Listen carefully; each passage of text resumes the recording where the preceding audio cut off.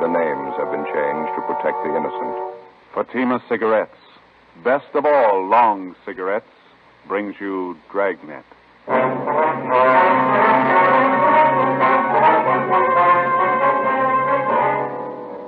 You're a detective sergeant. You're assigned the homicide detail. A man crouches on the window ledge of a downtown building 13 stories above the street. He threatens to leap to his death within the hour. Your job, stop him. You'll be amazed when you compare Fatima with other long cigarettes. You'll find they now cost the same. But in Fatima, the difference is quality. You see, Fatima is the quality king-size cigarette because it contains the finest Turkish and domestic tobaccos superbly blended. And Fatima is extra mild with a much different, much better flavor and aroma than any other long cigarette. So compare Fatima yourself. Fatimas now cost the same as other long cigarettes, but your first puff will tell you... Ah, that's different. Yes, in Fatima, the difference is quality. Ask your dealer for Fatima, the quality king-size cigarette. Best of all long cigarettes. Start enjoying Fatima for a new year of greater smoking enjoyment.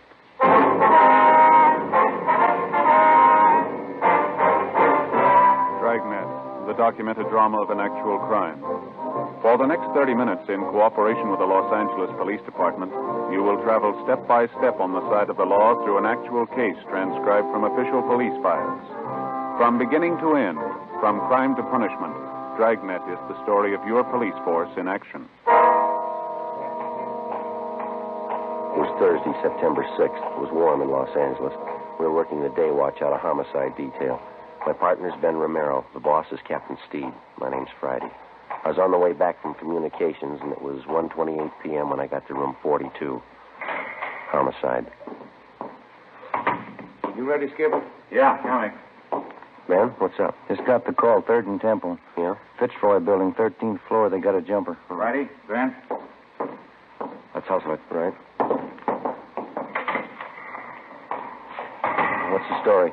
Skipper took the call. Not much to tell. Guy's perched out on a window ledge, 13 floors up, threatening to jump. Yeah? What time you got, Romero? 1:33. Not much time. What? The guy on the ledge, he served notice. Well, how do you mean? Says he's going to jump at 2 o'clock. 1:36 p.m. Ben pulled the car to a stop at 3rd and Temple. We double parked near the intersection and started to cross the street to the building on the northeast corner. It was a steel frame structure with a block granite facing. The stone lettering over the main entrance read, R.H. Fitzroy Building, 1927. The immediate area had been blocked off in all directions. The sidewalks directly adjacent to the building on 3rd Street and on Temple Street had also been cleared of all pedestrian traffic. Hundreds of curious onlookers jammed against police lines at the far side of the intersection. Reaching back for a full block in either direction, hundreds more had packed in behind them. 13 stories above the pavement was the center of attraction, the figure of a man standing upright on a narrow ledge, looking down at the crowd. On the street directly below him, men from the fire department's rescue squad were hurriedly stretching out nets. We entered the building, took the elevator to the 13th floor. Who's standing by up here, Skipper? Bechtel and Wiseman. They saw the crowd gathering in the street on their way back from lunch. Looked up and saw a guy on the ledge. Came right up. How long has the guy been standing out there? About 15 minutes. Sure drawing a crowd. Must be a couple of thousand people down there. Yeah.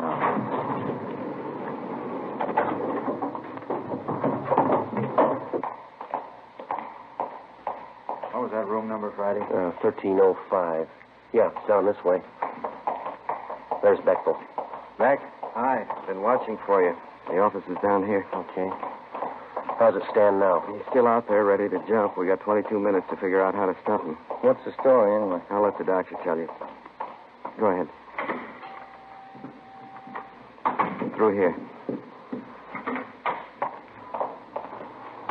Nurse, where'd Dr. Turner go? He went down to meet Dr. Rice. He's bringing him right up. This is Captain Steed, Homicide, and Flanagan. How do you do? Sergeant Friday Romero. How do you do? Nurse, how are you? Here's how he climbed outside, this window here. Yeah. Right now, he's standing on the ledge about 12 feet to the right of the window. The ledge is about 14 inches wide. No other windows closer to him? No, this is it. Did you try to talk him out of it, get him back inside? We took a turn at it, yeah. Wiseman crawled out on the ledge, talked to him. So did I. He's one of the queerest jumpers I've come across. How do you mean? He's got a hammer with him, carpenter's hammer.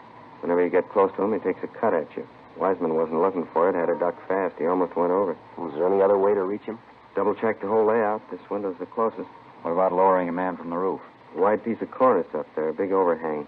Put a man down on a rope, and he'd be hanging 3 feet from the side of the building. Wouldn't come close to the guy. How about this doctor you mentioned, Beck? You figure he can help? It's worth a try. Miss Lenahan, Yes, Sergeant. you saw it happen. You know better than I do what Dr. Turner's idea is. Would you fill these men in, please? Make it brief. Surely. Now, this man on the ledge, who is he, do you know? Walter Harrison's his name. He's one of the doctor's patients. His sister brought him in for a routine checkup. That was about 1 o'clock. How old's the man? 41. His sister told us he's been complaining of a backache lately. While the doctor was examining him, and Mr. Harrison flew up all of a sudden. He yelled out we were trying to cripple him, that we wanted to kill him. Oh, excuse me, please. Sure. Dr. Turner's office. No, I'm sorry. Not this afternoon. We have an awful lot of trouble. Yes, all right, then, sir. Well, what happened after Harrison started to act up, Miss Lenahan? Dr. Turner and I tried to hold him. He shoved us both out of the way. He hit the doctor in the face, then he ran to the window, got out on that ledge, and crawled along the side of the building. He's been there ever since. Miss Harrison is a mental case? Yes, he's been for 10 years. Been in and out of the state hospital at Camarillo a couple of times. His sister Ruth's been taking care of him. She was here when it happened. Where is she now? Next door, the treatment room. Thelma, that's the other nurse. She's looking after Miss Harrison. She's pretty close to hysterics. Tried to talk to her, Skipper. Not much help so far. Mm-hmm. You say the doctor's been treating this Mr. Harrison? No, he just came in for a physical checkup. Dr. Reich's been handling his mental condition. That's where Dr. Turner is now, getting Reich. He has his office in the next building. What time have you got, Ben? It's getting short. 19 minutes to 2. How about a time element, Beck? If he's going to kill himself, why is he waiting for 2 o'clock to do it? It's got me. He scribbled a note out there, threw it down to the street. One of the men in the rescue squad grabbed it and brought it up. I got it right here. Here, let me see. Now, look at that, They want my life. They want... What's his next one? Dead. Dead. They want me dead. Yeah. I'd like to pray first. I'll jump at 2 o'clock. What's this last thing, Ben? I can't read this. Let me see. At 2 o'clock, don't touch my body. That's it. Don't touch my body. You saw the guy at close range, Beck. What do you think? He's serious? I don't know. I'm not even going to guess. How about me going out and talking to him, Skipper? It might work. It won't do any harm. That ledge is 14 inches wide, Romero. If you slip, I don't want to explain it to your wife and kid. Well, how about me giving it a try? That jumper case last October, I was on that one. It's volunteer duty, Joe. I'm not going to order you. You know the risk. Yeah, I'll watch you. You want to stand by here at the window, Ben? Yeah, okay. Let's get that window up, huh? Those blinds. Yeah. Those blinds up. Okay. Give you a hand with the window. All right. Come on. Up she goes. Stuck. Yeah, it is. All the way up, huh? There it goes. Okay. Be careful now, huh? Yeah, I will. Joe? Yeah, Beck. Don't forget about that hammer the guy's got. It's just my guess. Yeah, what's that? The guy might want to die. I don't think he wants to do it alone. 1:43 p.m. If we could take Walter Harrison's word for it, we had exactly 17 minutes to talk him into a change of mind before he plunged to his death on the pavement 13 stories below. I crawled out of the window and started inching my way along the narrow ledge. Went slow. I kept my eyes on Harrison. He stood about 10 feet away from me, looking down at the crowds jamming the streets below. I edged along to within 8 feet of him.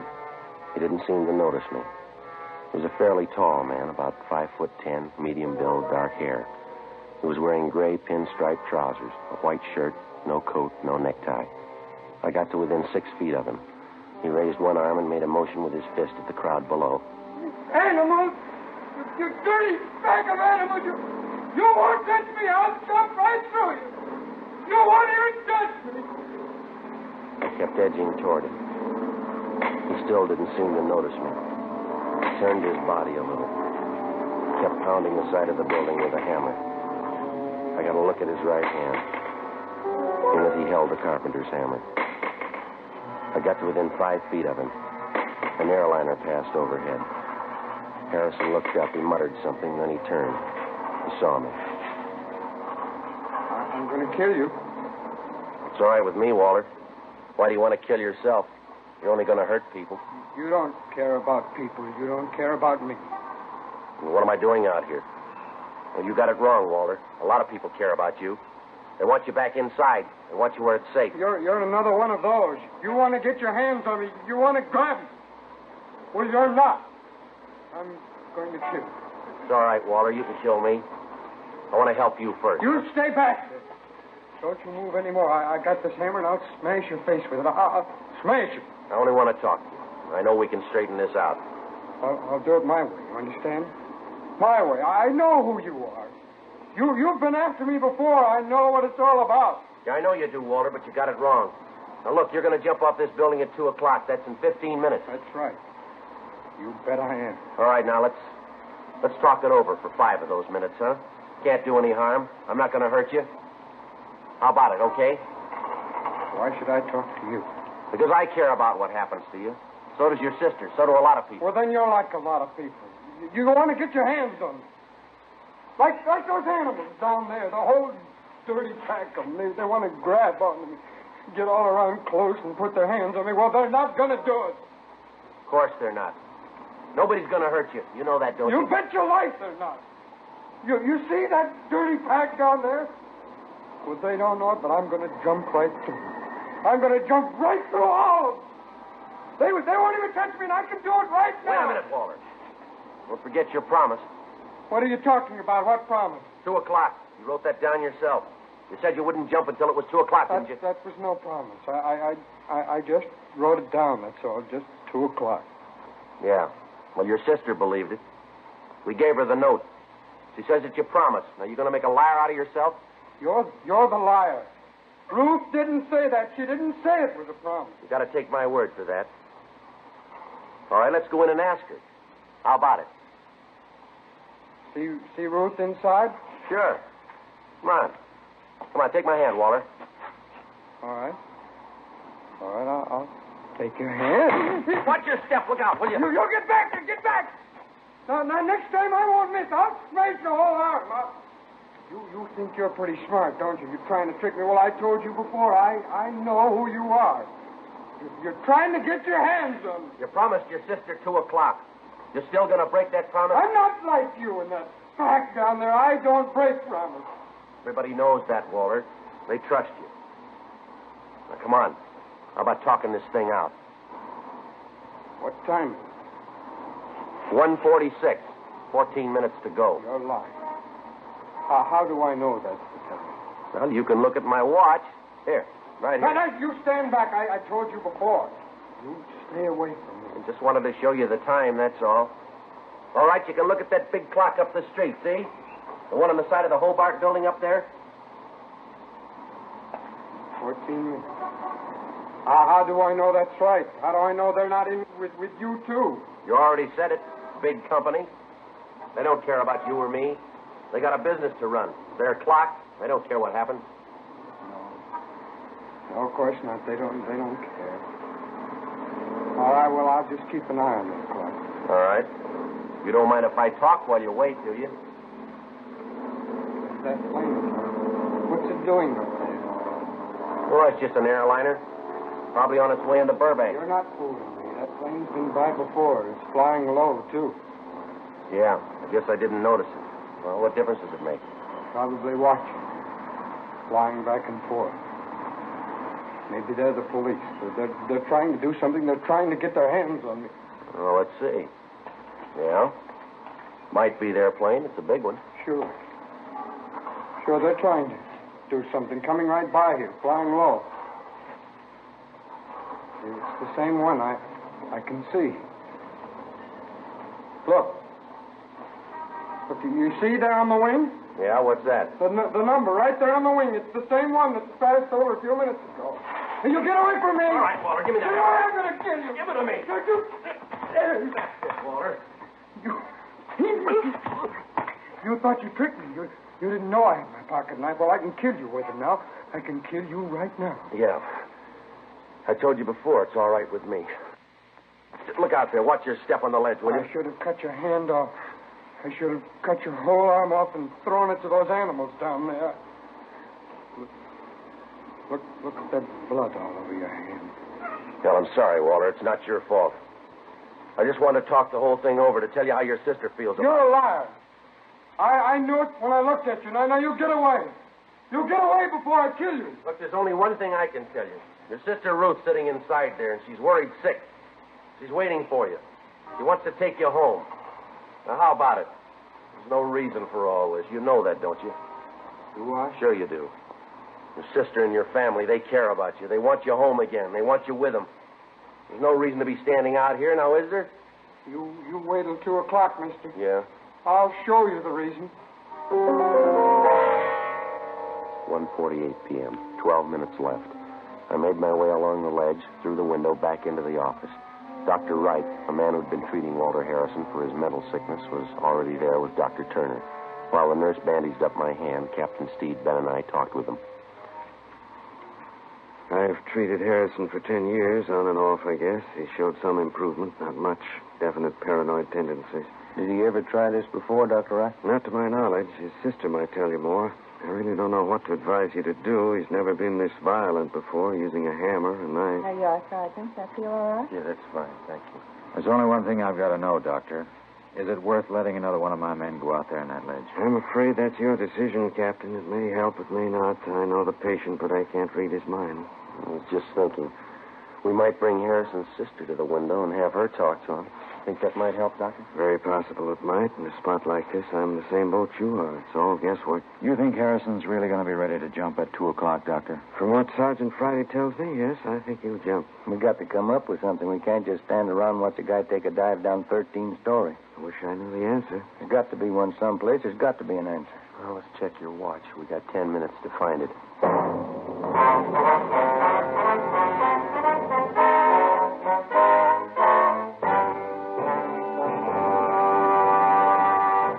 You are listening to Dragnet, authentic stories of your police force in action. And now, here's an authentic report from Fatima Cigarettes. 1949. Fatima more than doubled its smokers coast to coast. 1950. Another record-breaking year, with more long cigarette smokers insisting on Fatima quality than ever before. In 1951, enjoy Fatima quality yourself. Yes, friends, in Fatima, the difference is quality. Quality of tobaccos. The finest Turkish and domestic varieties, extra mild and superbly blended, to give you a much different, much better flavor and aroma. Quality of manufacture. Smooth, plump cigarettes rolled in the finest paper money can buy. Quality, even to the appearance of the bright, clean, golden yellow package, carefully wrapped and sealed to bring you Fatima's rich, fresh, extra mild flavor. Compare Fatima yourself. Fatimas now cost the same as other long cigarettes, but your first puff will tell you... Ah, that's different. Yes, in Fatima, the difference is quality. Start enjoying Fatima for a new year of greater smoking enjoyment. Insist on Fatima, the quality king-size cigarette. Best of all long cigarettes.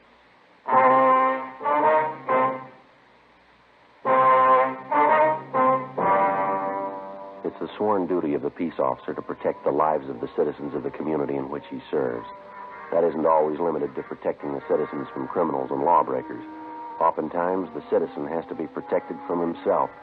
The drunken driver can do as much harm to his own person as he can to others. The same for the narcotic addict. The same for mental incompetence, such as Walter Harrison. If he was being assaulted, robbed, or shot at by a gunman, it would have been no more serious. Harrison's life was in jeopardy. Trying to save him had to be the first consideration. 1:50 p.m. Sergeant Jack Wiseman inched his way out on the ledge of the 13th story and kept Walter Harrison busy talking. Anything to keep his mind off the jump. Captain Steed got on the phone and talked to the manager of the Hobart building, a 12-story structure 3 blocks away with a large clock set into either side of it. The same clock Harrison was keeping time by. Yeah, that's right, just so you don't make it look too obvious. Okay, Mr. Walsh, thank you. They're going to do all they can. Let's hope it works. Yeah, what'd he say? They're going to start slowing down the clock in the building right away. If Harrison goes by that time, it's going to be a long 10 minutes. Well, how much they figure they can stretch it? About 5 or 6 minutes without making it look too obvious. We can sure use it. Let's hope Harrison doesn't catch on. Manager said they'll stop the clock when there's a minute to go. It'll never reach 2 o'clock. Skipper. Yeah, Romero. I just checked with the rescue squad down the street. They're stringing out more nets. Yeah? They're not guaranteeing anything. How do you mean? They're worried about those ledges jutting up from the building every other floor. They say if Harrison jumps close enough, he's bound to hit one of them. Yeah. If he does, he'll be dead before he reaches street level. Nets down there won't do him any good. Well, nothing we can do about it. Something else we'll have to hand over to luck. Have they come up with any ideas, Ben? Just one. Sounds like it could work. What's that? They figured like we did. The overhang on the roof is too wide to lower a man directly down on top of Harrison to grab him. Yeah? They think it might work if they try this. Put a man in a rope sling just over the edge of the roof. Lower him down toward Harrison as close as possible without tipping him. Give him a good line. Let him try to rope Harrison. I don't know. They got any candidates to try it? Yeah, one. The guy's been on the rescue squad for years. Supposed to be an expert with a lasso. Captain? No, might do it. I don't know. Yeah. What happens if he misses Harrison? Who knows? What happens if Harrison jumps? Captain? I just got off that ledge in a hurry. He came at me with that knife. Is he any closer to the window? He backed off again. Something else, that clock in the Hobart building. Yeah? Pretty sure he's wise to that gimmick. He's given it up. What do you mean? The 2 o'clock deadline. He's not going to wait for it. 1:55 p.m. A specially equipped police car with loudspeakers mounted on the roof was rushed to the intersection of 3rd and Temple Streets opposite the Fitzroy building. Sergeant Jack Wiseman took Walter Harrison's sister, Ruth, down in the elevator to the street. She got on the police car microphone and started talking to her brother over the loudspeakers. Word was passed to the special detail of men from the fire department's rescue squad standing by on the roof of the building. They went to work. Captain Steed went up to the roof to see if he could assist them. Ben and I waited in the office on the 13th floor. The nurse, Miss Lenahan, and Jean Bechtel were with us. 1:57 p.m. The men on the roof started to lower the man from the rescue squad in a rope sling. He held a double-strength lasso in his hands. The end of it was wrapped around his body and tied securely. Ben and I watched from the window. We looked along the narrow ledge. Walter Harrison stood erect and motionless, an open pocket knife in one hand, his feet poised on the brink of a 13-story jump. The voice of Harrison's sister drifted up from the loudspeakers down on the street. Walter? This is Ruth, Walter. Can you hear me? This is Ruth. I want you to come home with me, Walter. Please. You've got to understand. Sister's doing all right. Finish it for sure if he looks up. Yeah, sure will. There's nothing wrong. No one's going to hurt you. We want to help you, Walter. Please. I can't see, Joe. They're letting the man down? Yeah, coming slow. There's Wait a minute. nothing to be afraid of. You know that, don't you? Come home with me, please. I'll take care of you. I'll see that you're safe. That you're all right. Joe, how's Harrison doing? Can you see? Yeah, he's looking down, not moving at all. Nobody's going to hurt you, believe me. These people are your friends. They want to help you. Can you hear me, Walter? They want to help you. That's it. What? Man coming down on the rope. He's just above Harrison now. They're your friends. You can trust me, your sister Ruth. You've got to trust me, Walter. I want to take care of you. I want to take you home. Yeah, I see the man now. He's right above me. Got the lasso ready. Keep your fingers crossed. What is it? What's happening? The lasso. He's throwing it. Get away from me! Missed, Joey, missed. Walter, wait a minute. Harrison! No, I'm alive. Get him away from me. Get him away. Pull that man up. Pull him out of the way. That doesn't. Well, he's still on the ledge. I'm going out. Joe, wait a minute. Yeah? It's only a chance. Yeah? Why don't you get him mad at you? Say anything, insult him. Well, I'll try. Anything to make him go for you. If you can get him down to this window, I can grab him. If I get him by the window, I'll hold on to him, huh? Yeah. When you grab him, try to lean as close to the building as you can. There's not much to lean on the other way. 1:59 p.m. I got through the window and out onto the ledge. The crowds jamming the streets below had swollen to almost twice their size. A few blocks away, the big clock on the side of the Hobart building read 5 minutes to 2, but Harrison wasn't looking at it. He still had his eyes fixed on the pavement 13 stories beneath us. He'd torn off his collar and his shirt was ripped open at the neck. He waved his arms and shouted at the crowd below as he tottered along the ledge toward the corner of the building, away from the window that I was supposed to lure him into. In his right hand, he still held onto the open pocket knife. So you're not going to get your hands on me. You're not even going to get close. Wait a minute, Harrison. Watch it. You watch me, mister. I'm going to jump right through them down there. Those dirty animals. You just watch. All right, wait a minute. I got a message for you from your sister Ruth. Now, do you want to hear it? You won't get your hands on me. None of you. I'll see you later, Miss. You're a phony, Harrison. You're a phony liar. I'm a what? You heard me. You're not kidding anybody. You don't think I can jump, huh? Well, you just what? Anybody can jump. Any phony can do that. What? It doesn't take anything. Those animals down there in the street, any one of them could do that. You're just like one of them. I've still got this knife. I've used it before. I can kill you. You couldn't kill anything. You haven't got the guts. You're a phony. You're a liar. You're a rotten liar. I can cut you to pieces. Oh, you talk big, Harrison, but you're all talk. I can cut you to pieces. You haven't got me fooled, mister. Not for a minute. I'll cut you to pieces. You haven't got half the nerve. You're a phony and you know it. You're a rotten liar. You stand still. Go on.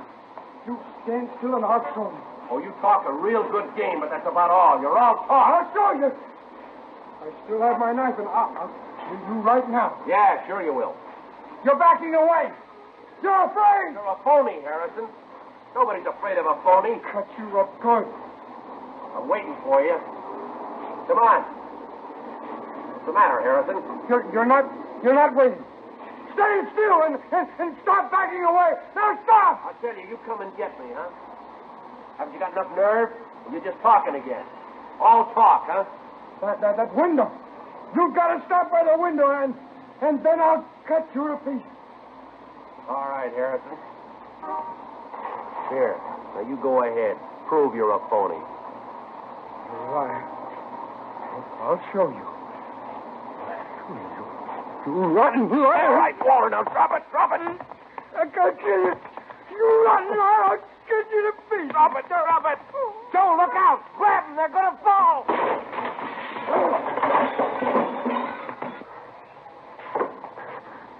Well, how close can it get? Here. Nurse? That was just wonderful, Sergeant, both of you. Are you all right? Yeah, fine.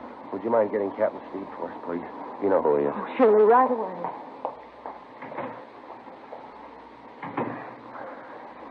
Well, Yeah, it was a rough one. a minute there, it looked like you were both going over the side. Yeah. Thought I'd lost you, Joe. Oh, you didn't have to worry. No? No. You told me which way to lean.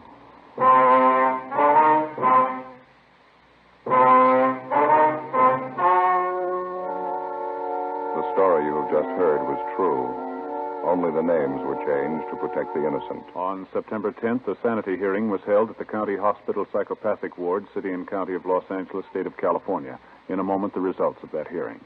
Now, here is our star, Jack Webb. Thank you. Friends, there's one big difference in long cigarettes, and here's the one sentence that tells the full story. In Fatima, the difference is quality. That's why this headline is being featured in leading national magazines.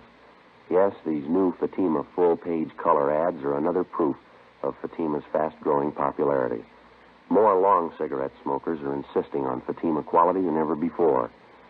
Now, if you're a long cigarette smoker like I am, buy a pack of extra mild Fatimas.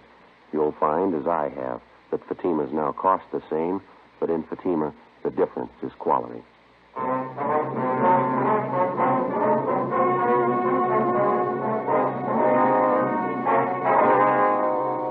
After being examined by 6 psychiatrists, Walter John Harrison was judged mentally incompetent. On his sister's request, he was committed to a private sanitarium. 7 months later, Harrison took his own life by hanging.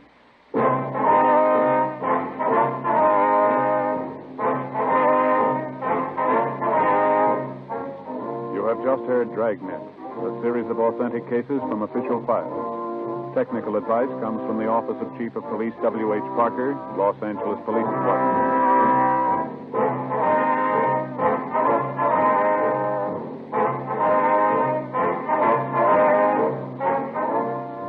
Fatima Cigarettes, best of all long cigarettes, has brought you Dragnet, portions transcribed from Los Angeles.